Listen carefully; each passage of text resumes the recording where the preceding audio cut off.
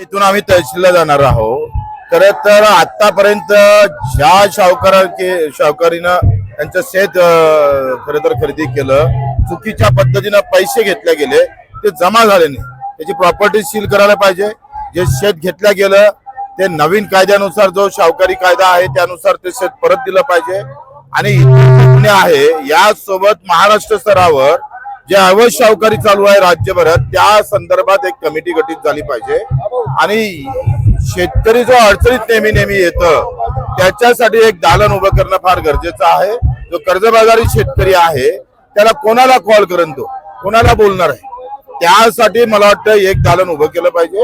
या सगळ्या गोष्टी म्हणून आम्ही हा मोर्चा काढतोय। हा निषेध मोर्चा आहे, आमच्या संवेदना जागृत आहे।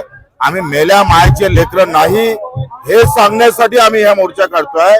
इथून देवेंद्र फडणवीसचं गाव फक्त 45 किलोमीटरवर आहे। या राज्याचा मुख्यमंत्री 45 किलोमीटरवर राहून सुद्धा त्याच्या बाबत साधा बोलत सुद्धा नाही, याचं खऱ्या अर्थानं आम्हाला सगळ्यात मोठं दुःख आहे। त्याच्या सगळ्यात मोठं आमच्या भावना तीव्र आहे आणि त्या संदर्भात सरकारनं तातडीनं दखल घेणं गरजेचं आहे।